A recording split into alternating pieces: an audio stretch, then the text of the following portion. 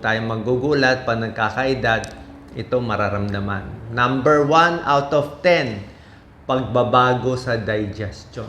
Yung panunaw natin. Magugulat kayo pag edad 50 pataas, mahirap na lumunok, parang very dry. Pag kumain tayo ng marami, hindi na matunawan. Dati kain-kain naman natin kumain, mas constipated, mas matigas na yung pagdumi. Ano nangyayari?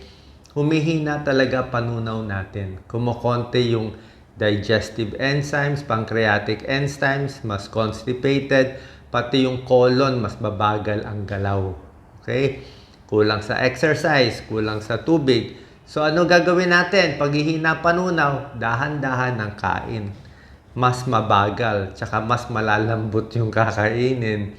Diba? Sa constipated, more high fiber foods, prutas, gulay, mga brown rice, wheat bread, maraming tubig iinumin para lumambot yung dumi, regular exercise para gumalaw yung bituka, at regular bowel schedule. So expect nyo na hihina ang panunaw. Yung dating kaya nyong matataba at mamantika pag may edad, kahit may pera kayo, hindi nyo na makakain kasi nga humihina na yung tiyan.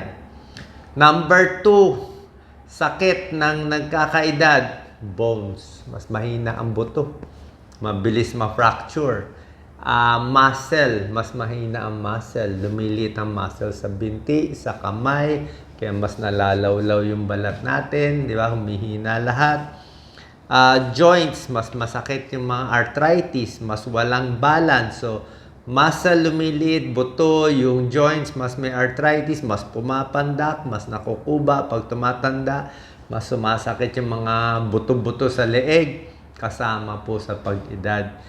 So, kailangan natin, para tumigas yung buto natin, exercise. Lakad-lakad, may konting weights para ma-maintain yung lakas. Kailangan ng pagkain mataas sa calcium, tsaka vitamin D. Calcium, dilis, broccoli, tofu, dairy products, gatas, yogurt, calcium supplement. Vitamin D sa araw. Sa itlog, may vitamin D, tuna, itlog. Okay? So, para lumakas yung bones and muscle natin. Number 3, organ na nanghihina, puso, tsaka mga artery nagbabara. Opo, tunay yan. Ang nangyayari, bilang internist cardiologist, alam ko yan, na pag tumatanda yung tao, kahit minsan edad 50 pa lang, parang mas hinihingal na kasi nga tumitigas yung puso. Yung puso, pag bata, malambot, maganda yung pumping. Pero pag tumatanda, matigas na. So, pag matigas yung puso, nangyayari, mas hirap na siya mag-pump. Mas hingal. Yung tibok ng puso mo, mas mabilis. Dati, ang tibok ng puso mo, baka 60 to 70 beats per minute. Pag matanda na, magiging 80 to 90. Sabihin, mabilis na. Sabihin, hirap na siya. Mas high blood din pag nagkakaedad. Okay? Mas prone na ma-heart attack. Pati mga ugat, pwede na magbara-bara. So, paano gagawin? Control ang high blood pressure, control ang cholesterol, huwag kakain ng matataba, huwag maninigarilyo, healthy diet, exercise para dumaloy ang dugo, sapat na tulog at maintenance medicine kung merong high blood diabetes para makontrol yung mga pagbabara sa ugat, para ma-maintain yung puso.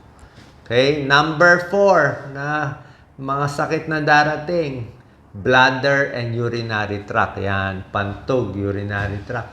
Pag bata tayo, di ba, bira lang tayo umihi. Kaya natin umihi ng 500 cc. Di ba? Sabihin, yung bladder natin, muscle yan. Malaki capacity ng pantog natin. Pero pag tumatanda, patanda na patanda, patigas ng patigas yung bladder. So, ang kaya na lang niyang capacity, baka 200 cc na lang. So, bawat oras, ihi ka ng ihi kasi mahina na eh.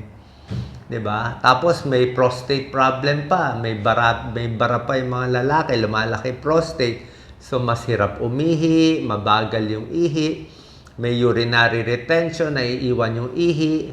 Sa babae naman, mas nagkaka-UTI pag matanda, minsan nagkaka-prolapse, 'di ba? marami ring problema sa pag-ihi pa nagkakaedad. Madalas din mag-infection. So, ano gagawin natin? Huwag magpapataba, mas overweight, mas hindi maganda. Huwag constipated. Pag constipated, umiire, hirap din sa pag-ihi. Maintain healthy weight. Okay? Tapos, minsan, binabladder training mo, parang sinasanay mo pa rin mapuno yung pantog. So, kung every hour ka umiihi, try mo i-maintain every 2 hours. Medyo titiisin mo na medyo mga 300 cc, expand yung pantog bago mo iihi ng todo. O minsan ginagawa ko, double urination. Pag umihi ka, pahinga ka ng 30 seconds, 1 minute, umihi ka ulit, double. Ibig sabihin, may pangalawa pa, ibig sabihin, hindi na uubos eh. Kasi nga, hindi na ganun kalakas yung bladder natin. Number 5, problema ng edad 50 pataas at mga senior, utak. Mahina na memory, mahina na mag-isip, mabagal mag-isip. Nakalimutan mo pangalan ng kaibigan mo, hindi mo na maalala pangalan ng mga gamit. Pag tinatanong ko yung mga seniors, pag nagle-lecture ako, kailan nang hina yung isip nyo? Parang mabagal. Parang bago mo masabi yung pangalan, mag-iintay ka ng 1 second, 2 second. Sabihin nila, nung nag-60 years old ako eh. O yung iba, nag-55 years old ako, parang humina na.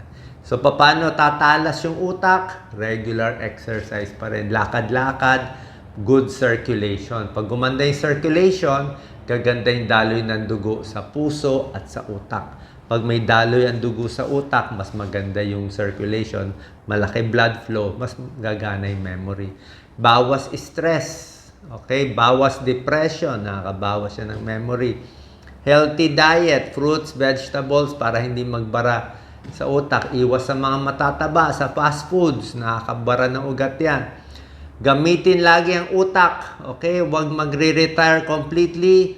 Trabaho, isip-isip, compute, wag puro calculator, mag-chess, mag-word games, mag-hobbies, mag-attend ng klase kahit matanda na, mag-aral ng instrumento, mag-aral ng lengguwahe, basta aral, basa. Kumausap sa maraming tao para gumana yung utak, di ba? Mag-volunteer sa barangay at para gumana yung utak, gamutin ang high blood, high cholesterol at diabetes para hindi magbara. Number 6, organs na nangihina, mga sakit na darating. Number 6 out of 10, ang mata at ang tenga nanghihina. Okay? Mas may katarata, mas hindi makakita, mas lumalabo mata. Minsan salamin lang, pwede na. Pero minsan pagkatara, kailangan operation. Okay? Mabilis masilaw. Okay? Mga may diabetes. Minsan may retinopathy, delikado. Pag hindi na-control yung blood sugar, pwede mabulag. So mata, very important. Bawal tumingin sa araw habang bata pa para hindi masira yung mata. Sa tenga naman, marami nabibingi pa ng kakaedad. Okay? Lalo na kung bata ka pa, mahilig ka mag-earphone, sobrang lakas ng sound. Kasi pag expose ka sa malakas na sound, mas nabibingi yung tenga. Okay? Yung mga trabaho sa tabi ng airplane, tabi ng kalye, laging naiingayan, hindi maganda sa tenga. Papacheck din syempre sa specialista sa tenga, sa ENT, baka may baradong tutuli. Pag walang choice, may hearing aid, di ba? Number 7, nanghihina, nasisira, ipin at gums. Ang mga may edad, madalas nabubungi, napipingot yung ipin, tapos yung gums, lagi may gum infection, yung gilagid, mas nagre-recede, bumababa yung gums, mas na-expose yung ipin, mas nasisira yung ipin. Pag nasira ang ipin, hindi na siya makakagat. Paano siya kakain ng isda, ng manok? Diba? So, pag wala siya makain, lalo siya manghihina. So, kailangan yung ipin, very important. Tsaka pag may gum infection, delikado pwede pumunta sa dugo, pumunta sa puso. Pwede kumalat yung infection mula sa ipin, papunta sa dugo. Paano gagawin sa ipin? Magto-toothbrush lagi, magfo-floss, dental floss, at bisita sa dentist regularly every 6 months. Number 8 out of 10 na nagkakaproblema, balat. Okay, alam niyo naman yan, wala tayong magagawa sa balat. Nagkaka-wrinkles, nagkaka-eye bags, bumabagsak ang muka by gravity, babagsak rin yung sa leeg, mas kukulubot, mas maraming ugat, nagbavaricose. Ano pa ba? Maraming age spots lumalabas pag tumatanda, maraming itim-itim, brown-brown, o mga pula-pula naglalabasan. Maraming skin tag, yung balat-balat naglalabasan pa ng kakaedad. Kasama yon. Pero syempre, babantayan mo. Pag nunal lumalaki, baka skin cancer, binabantayan. So, anong gagawin natin sa balat na tumatanda, na numinipis ang skin, wala ng fatty tissue, parang hindi na siya ganun kalambot yung mukha natin. So, dapat lipat ka na sa mild soap. Mas mild na yung soap. Huwag na matatapang na sabon. Huwag ng maraming perfume. Dapat medyo oily na yung sabon. Mas oily or afterwards, mas mag-moisturizer ka sa mukha, mag-lotion sa katawan kasi nga nagda-dry na yung balat natin. Mas dry ang balat, mas kumukulbot. Magsa-sunblock para pag-expose sa araw. Magsuot ng sombrero, protective clothing para hindi masira ng araw ang balat natin. Okay? Number 9 out of 10 problem is tumataba. Okay? Yan ang problema ng karamihan. Pag nagkakaedad, lumalaki bilbil, lumiliit yung muscle, di ba? Mas pumapandak, di ba? Kasi nga, hindi na pwede yung dating kain natin. Kung nung bata tayo, kaya natin kumain 2 platong kanin, di ba? Pero pag tumatanda ka na, hindi mo na kailangan 2 platong kanin. Kasi ang matanda, mabagal metabolism. Ibig sabihin yung galaw ng organs, galaw ng katawan, mabagal na. Pati movement, mabagal na. Diba? Kaya mas maliit yung muscle. Pag tumatanda, mas konti na lang calories kailangan mo. So pag matanda, baka kailangan mong calories, baka 1,500 calories na lang o 1,700 per day.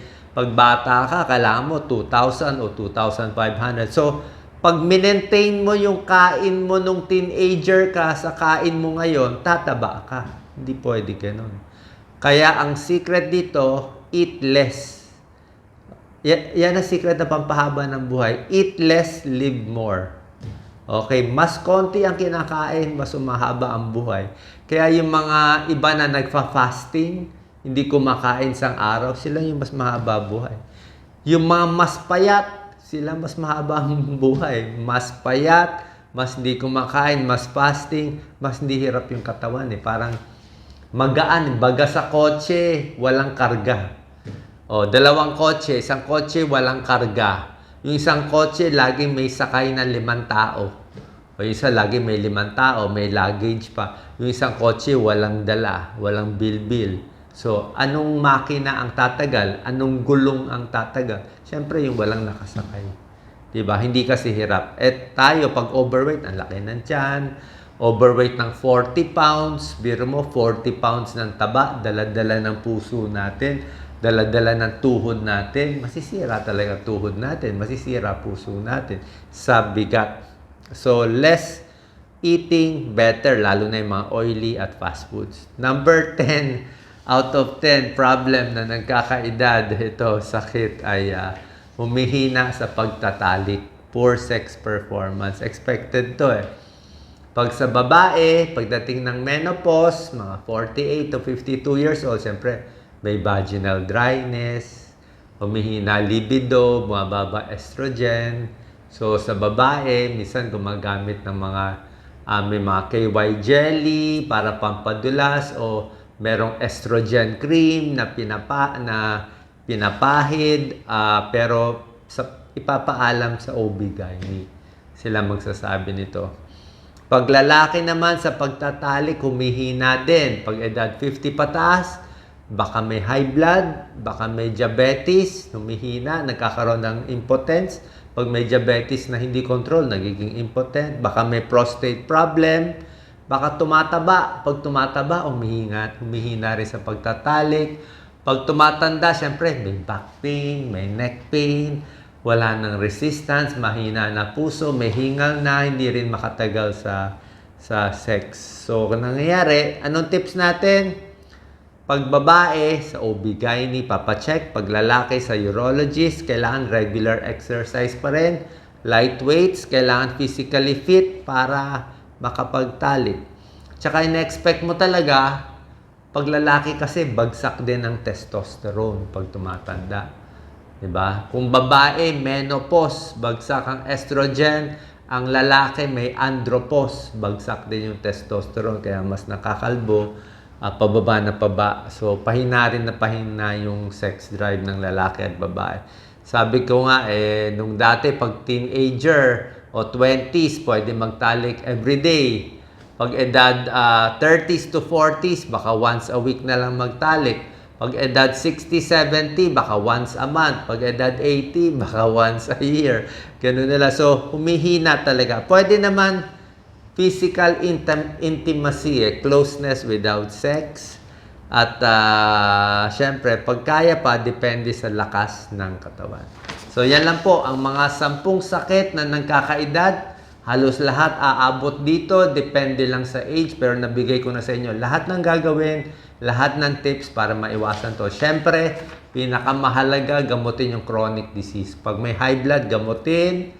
Meron akong mga home remedies, meron din gamot pag kailangan gamutin high blood, high cholesterol, inaayos, at diabetes, inaayos. Huwag magpapataba para hindi magka-arthritis, para mas humaba ang buhay. Siyempre, iwas bisyo. Iwas sigarilyo, iwas alak, mas maganda pa rin po. Salamat po. Share po natin sa ating kababayan.